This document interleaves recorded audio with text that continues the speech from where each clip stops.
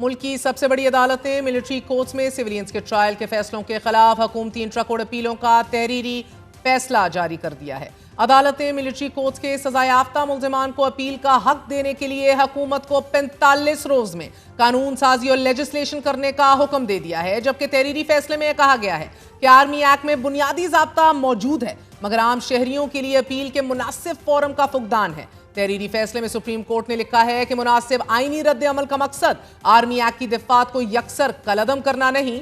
Army act میں بنیادی ضابطہ موجود ہے مگر عام شہریوں کے لیے اپیل کے مناسب فورم کا فقدان ہے۔ فوجی عدالتوں سے سزا یافتہ شہریوں کے لیے ہائی کورٹس میں آزادانہ اپیل کے لیے قانون سازی کو پورا کیا جانا چاہیے۔ فیصلے میں کہا گیا ہے کہ کیس کے دوران اٹارنی جنرل آف پاکستان نے کئی بار اپیل پر حکومتی ہدایات کے لیے وقت لیا۔ 5 مئی کو آخری سماعت پر بھی اٹارنی جنرل نے ایسا ہی کہا۔ اٹارنی جنرل کا کہنا تھا کہ عدالت ہدایت دے تو پارلیمنٹ میں قانون سازی ہو سکتی ہے، عدالتی حکم کو سنجیدگی سے لیا جائے گا۔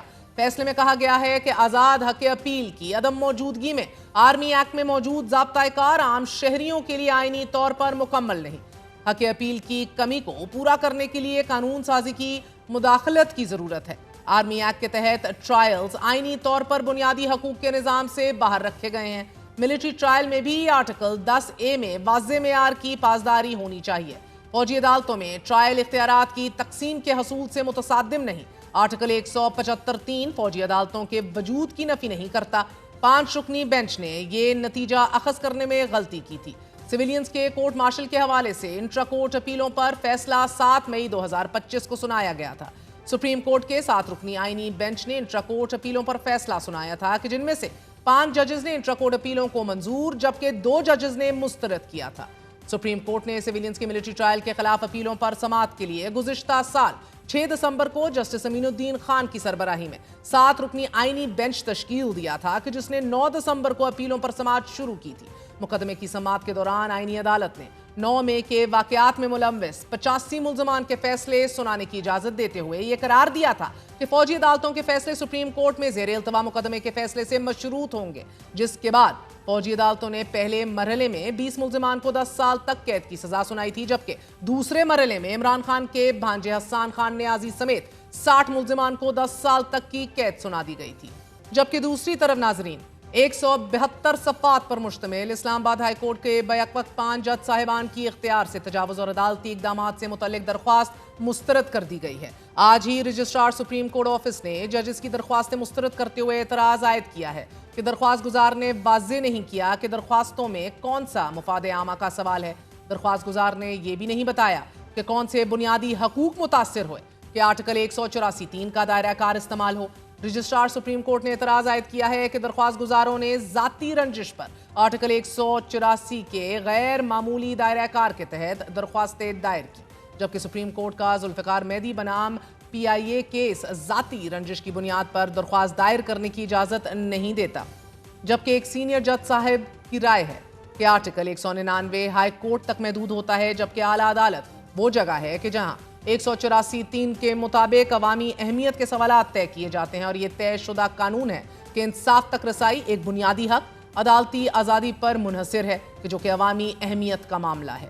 ذرائع کے مطابق رجسٹرار سپریم کورٹ کی جانب سے لگائے اعتراض میں یہ بھی کہا گیا ہے کہ ججز نے آئینی درخواست دائر کرنے کی ٹھوس وجہ بیان کی، نہ نوٹسز کے لیے فریقین کی وضاحت کی۔ واضح رہے کہ اس سے قبل ایک درخواست دائر ہوئی، رجسٹرار آفس نے اعتراضات لگائے، لیکن کمرہ عدالت میں ان اعتراضات کو دور کیے بغیر چیف جسٹس اسلام آباد ہائی کورٹ نے براہ راست مرکزی درخواست پر فیصلہ سنا دیا اور جسٹس جہانگیری کو کام سے روک دیا گیا۔ اعلیٰ عدالت میں بیک وقت 5 جج صاحبان کی جانب سے لکھی گئی 172 صفحات پر مشتمل درخواست کو اعتراضات کے ساتھ بقول ذرائع مسترد کر دیا گیا ہے۔ ناظرین، اسلام آباد ہائی کورٹ میں گزشتہ روز اس ہیجان میں شدت اس وقت آئی کہ جب پولیس انتظامیہ نے اسلام آباد ہائی کورٹ بار ایسوسی ایشن صدر کے ساتھ جھڑپ کے بعد حکومت مخالف موقف رکھنے والے متعدد وکلاء کے خلاف دہشت گردی کے قوانین کے تحت مقدمے درج کیے۔ اسلام آباد ہائی کورٹ بار قیادت نے الزام عائد کیا کہ وکلاء کے ایک گروپ نے بار کے صدر پر حملہ کیا۔ وکلاء نے اسلحہ اٹھا رکھا تھا۔ اسلام آباد کے صدر واجد علی گیلانی، سیکرٹری اور بار کونسل کے نائب چیئرمین نصیر احمد کیانی کے ہمراہ واقعے کی مذمت کرتے رہے اور اعلان انہوں نے کیا کہ ملزم وکلاء کے خلاف دہشت گردی کا مقدمہ بھی درج ہوگا اور ان کے لائسنسز بھی منسوخ کرنے کی سفارش کی جائے گی۔ तहाम इमान मजारी, हादी अली चट्ठा, जैनब जंजुआ PTI के से वाबस्ता वकला नईम पंचोता, फतहुल्लाह बरकी के खिलाफ पाकिस्तान पीनल कोड और इंसदाद दहशतगर्दी एक्ट की मुख्तलिफ दफात के तहत FIR दर्ज की गई है। वकला के माबैन ये झड़प उस वक्त शुरू हुई कि जब वकला जस्टिस तारिक महमूद जहांगीरी को अदालती काम से मुअत्तल करने के खिलाफ एहतजाज करने के लिए इस्लामाबाद हाई कोर्ट के अहाते में मुजाहिरा कर रहे थे। मुजाहिरीन ने बैनर्स उठा रखे थे और अदलिया की आज़ादी के हक में नारे लगा रहे थे। जबकि आज ही सुप्रीम कोर्ट रजिस्ट्रार की तरफ से मुस्तफा नवाज खोखर की भी दरख्वास्त मुस्तरद कर दी गई है, जिसके अंदर वो ये अपील कर रहे थे कि 26वीं आईनी तरमीम के खिलाफ तमाम तर पेंडिंग पिटिशंस को फिल फॉर सुना जाए before a full bench that to has been returned by the supreme court registrar. हमारे साथ नुमाइंदा दुनिया न्यूज़ हसीब मलिक मौजूद हैं। हसीब, बहुत बहुत शुक्रिया साथ देने का। एक तरफ मुस्तफा नवाज खोखर भी अपील में जाने का कह रहे हैं, फिर ये भी खबर आ रही है कि रजिस्ट्रार ने 5 जज साहिबान की दरख्वास्तों को भी मुस्तरद कर दिया है, और तीसरी जानिब हम देख रहे हैं कि मिलिट्री कोर्ट्स का तहरीरी फैसला आ गया है। फरमाई दीजिएगा, ये फैसला कितनी देर बाद आया है? ये महीने के अंदर ये फैसला अनाउंस किया गया था आईनी बेंच से 7 रुकनी के और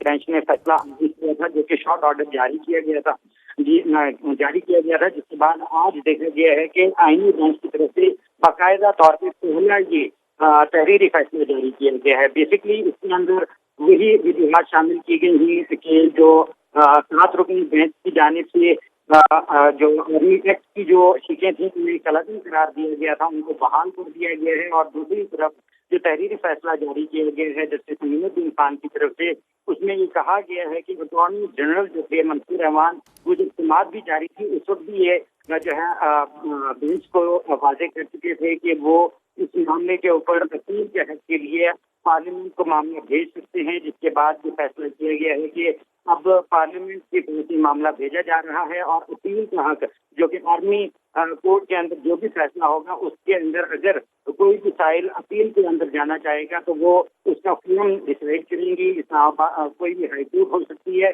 और उसके ऊपर जो है 45 दिन के अंदर अब पार्लियामेंट और हुक्मरान जमात जो है वो इसके ऊपर फैसला करे। और हसीब, दूसरी तरफ ये बताइएगा, जो ये खबर आई है, कोई नोटिफिकेशन तो रजिस्ट्रार ऑफिस की तरफ से अभी तक तहरीरी तौर पे आप लोगों के हाथ में नहीं आया ना, जो 5 जजेस की दरख्वास्त को मुस्तरद किया है?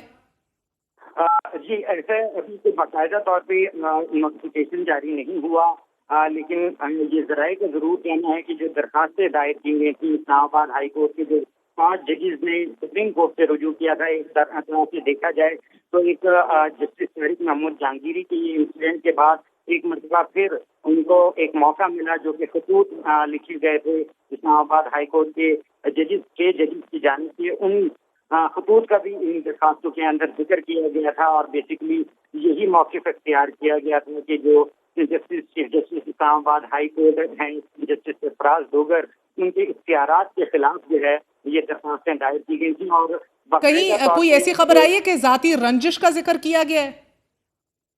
जी, उसके अंदर ये बाकायदा ये मेंशन किया गया है कि इख्तिलाफ किया गया है, रजिस्ट्रार की तरफ से एतराज़ आयद किया गया, उसके अंदर ये मेंशन किया गया है। जराए का ये कहना है कि इसके अंदर जाती इख्तिलाफात को जो है वो किया गया है, मेंशन किया गया है बाकायदा तौर पे। इसमें अवाम का मुफाद आमा का कोई जिक्र नहीं है, इसी वजह से ये एतराज़ आयद भी किया गया है। बहुत बहुत शुक्रिया। हसीब मलिक हमारे साथ मौजूद थे।